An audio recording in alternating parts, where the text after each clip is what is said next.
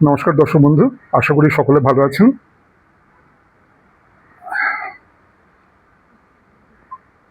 Sorry, একটু rearrange করতে হলো। সকলকে আমার অন্তরের শুভেচ্ছা। আজকের আনন্দধামের আজকের ভিডিও অনুষ্ঠানে আপনাদের সকলকে স্বাগত। এর আগে এটা হচ্ছে আমার 8th এপিসোড, 8 নম্বর ভিডিও। এর আগে জাস্ট 7 নম্বর ভিডিও বা 7th এপিসোডে আমরা যে বিষয়টি নিয়ে আলোচনা করেছিলাম, যেটির শুরু হয়েছিল আমার 3য় ভিডিও থেকে, অর্থাৎ মনকে নিয়ন্ত্রণ করার স্বাস্থ্য উপদিষ্ট পদ্ধতিসমূহ নিয়ে আমি 3য় ভিডিওতে আলোচনা শুরু করেছি। যেহেতু বিষয়টি বৃহৎ, তাই এক একটি ভিডিওতে এক একদিন এক একটি শাস্ত্র নিয়ন্ত্রিত মনকে নিয়ন্ত্রণ করার পদ্ধতি নিয়ে আলোচনা করছি আমি। এর আগের ভিডিওতে, অর্থাৎ এটা 8th ভিডিও, 7th ভিডিও বা 7th এপিসোডে এই একই বিষয় নিয়ে আলোচনা করেছিলাম, কিন্তু যান্ত্রিক গোলযোগের জন্য due to some technical problem শেষ পোর্শনটি, শেষ আলোচনার শেষ অংশটি প্রায় 25 to 30% মতো অংশ সাউন্ড আসেনি। সেই জন্য সেই আলোচনাটা ত্রুটিপূর্ণ থেকে গিয়েছিল। যেটুকু শোনা গিয়েছিল তারপর থেকে যে অংশটি শোনা যায়নি সেটা আমি রিপিট করছি। বিষয়টি একই, সেটি হচ্ছে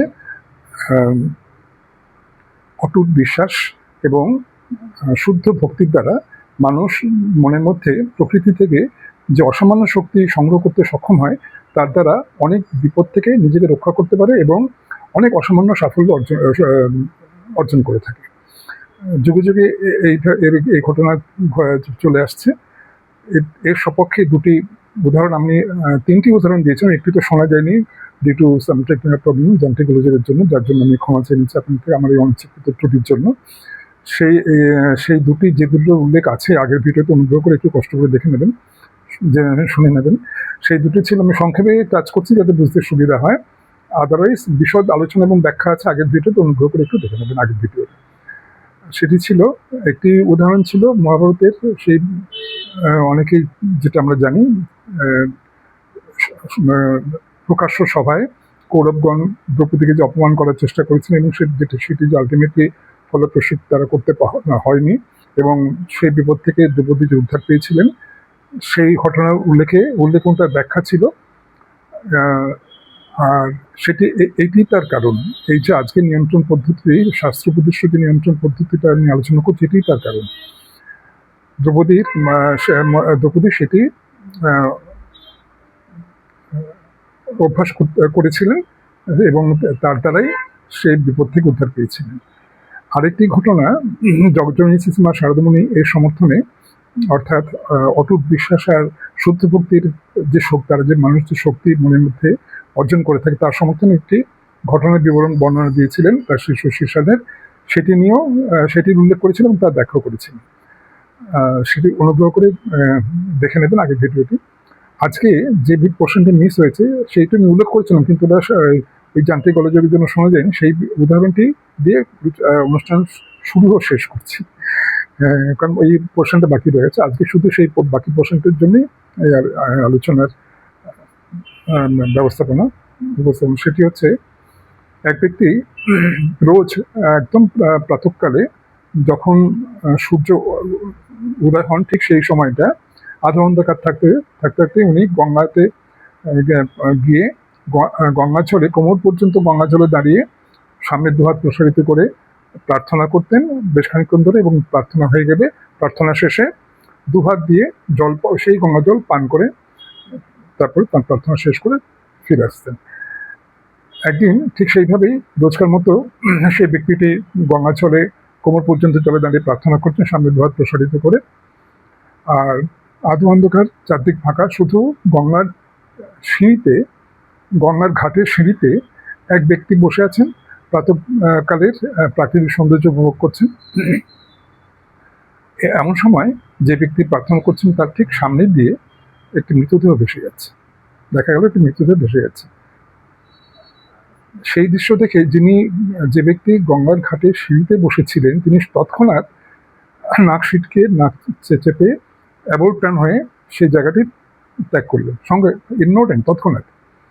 কিন্তু যে ব্যক্তি তার জাস্ট এক হাত ডিস্টেন্সে মৃতদেহটি ভেসে গেল, তিনি নির্লিপ্তভাবে আগের মতোই যথারীতি প্রার্থনাটা কন্টিনিউ করে গেলেন। সব সেই দৃশ্য দেখা সত্ত্বেও, এবং একসময় মৃতদেহটি ভাসতে ভাসতে দূরে মিলিয়ে গেল, এবং একসময় সেই ব্যক্তিটির প্রার্থনা শেষ হলো, এবং প্রার্থনা শেষে রোজকার মতো তিনি সেই জল দুহাতে আজরা করে তুলে পান করলেন। এর থেকে একটা জিনিস আমরা আমাদের শিক্ষণীয়, সেটা হচ্ছে এই অটুট বিশ্বাস আর শুদ্ধ ভক্তি থাকলে কোনো পরিস্থিতি মানুষকে প্রভাবিত করতে পারে না, সেটা যত প্রতিকূলই হোক। এবং সেক্ষেত্রে সেই মনের অধিকারী মানুষ অবশ্যই সাফল্য লাভ করে, এবং অনেক সময় অনেক বিপদ এলেও এই শক্তির দ্বারাই সেই বিপদ থেকে সে উদ্ধার পেয়ে থাকে। মহাভারতের দ্রৌপদীর সেই ঘটনাটিও তাই। জগজ্জননী শ্রীমা শারদামণি যে বর্ণনাটি দিয়েছিলেন এই প্রসঙ্গে, এর সমর্থনে, সেটিও তাই। আজকে যেটি বললাম সেটিও তাই। অটুট বিশ্বাস আর শুদ্ধ ভক্তির সংমিশ্রণে একটি অসামান্য শক্তির যে অধিকারী মানুষের মন হয়, তার উদাহরণ এটি। কাজে আমরা যদি এটি সবসময় মনে রাখি সচেতনভাবে, এবং প্রত্যেকটি কর্ম সেই বিশ্বাস নিয়ে সচেতনতার সাথে যদি করতে হবে, যতই আমরা এই বিশ্বাস নিয়ে আমরা কর্ম করতে থাকবো, এই বিশ্বাসটি দৃঢ় থেকে দৃঢ়তর হবে, ততই আমরা সাফল্যের পথে এগিয়ে যাব, এবং আলটিমেটলি কর্মবন্ধন থেকে আমরা মুক্ত হয়ে থাকি এর দ্বারা।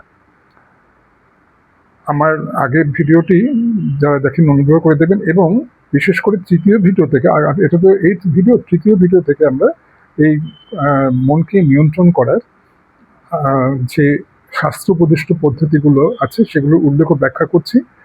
প্রায় প্রত্যেকটি ভিডিওতেই এই ধরনের একাধিক উদাহরণ আছে। কোনো কোনো ভিডিওতে গীতাতে ভগবানের ভূমিশ্রুত বাণী এর সমর্থনে আছে, যেটি সেই প্রসঙ্গে উপযুক্ত সেটি আছে, সেটি উল্লেখ ও ব্যাখ্যা আছে।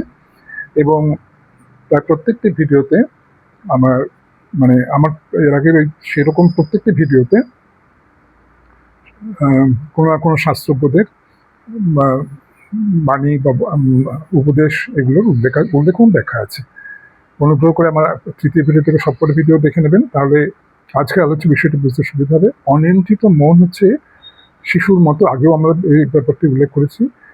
শিশু যেমন অবোধ, সেরকম অনিয়ন্ত্রিত মনও অবোধভাবে শুভ জ্ঞান রহিত হয়ে কর্ম করে, সেটা সমাজের পক্ষে ক্ষতিকর এবং অভিশাপ, এবং সেই মানুষের পক্ষে এবং সেই মানুষের পরিবার পক্ষেও সেটি ক্ষতিকর অভিশাপ। তাই মনের নিয়ন্ত্রণ হচ্ছে মানুষের সর্বপ্রথম এবং সর্বপ্রধান গুরুত্বপূর্ণ দায়িত্ব ও কাজ। এটি আমাদের সবসময় মনে রাখতে হবে। দেখা হবে আমার পরের ভিডিওতে, আমার সঙ্গে থাকবেন। যদি ভিডিওটি ভালো লেগে থাকে অনুগ্রহ করে প্লিজ সাবস্ক্রাইব করবেন। সাবস্ক্রাইব মাত্র একবারই করতে হয় চ্যানেলটি। তাহলে কি হয়, যদি আমার ভিডিও ভালো লেগে থাকে, তাহলে পরবর্তী ভিডিওগুলো আপনারা, তার জন্য আর ইউটিউবে গিয়ে সার্চ করতে হবে না, জাস্ট ওয়ান্স ফর অল একবার যদি সাবস্ক্রাইব করেন চ্যানেলটি, তাহলে প্রত্যেকবার সে আমার নতুন নতুন ভিডিওগুলো যখনই আসবে ইউটিউবে, তখনই আপনার নোটিফিকেশান পেয়ে যাবেন, দেখতে পাবেন। নোটিফিকেশান অটোমেটিক্যালি আপনার কাছে পৌঁছে যাবে। আর আমার ভিডিও ভালো লাগলে অবশ্যই অনুগ্রহ করে আপনাদের ভিডিওটিকে লাইকস দেবেন। আপনাদের কোনো রকম প্রশ্ন থাকলে অবশ্যই আমার সাথে যোগাযোগ করবেন, আর আপনাদের সুচিন্তিত মূল্যবান মতামত জানিয়ে আমাকে সমৃদ্ধ করবেন। আর যদি আমার এই ভিডিওটি ভালো লেগে থাকে, অনুগ্রহ করে আপনাদের পরিচিত, স্বল্প পরিচিত আত্মীয় স্বজন, বন্ধু বান্ধব যারা আছেন, তাদের এই ভিডিওটি কাইন্ডলি শেয়ার করবেন। তাহলে আমার এই ক্ষুদ্র প্রয়াসকে সার্থক জ্ঞান করবো। সকলে ভালো থাকবেন, সকলকে আমার অন্তর শুভেচ্ছা। দেখা হবে আমার নেক্সট ভিডিওতে। নমস্কার।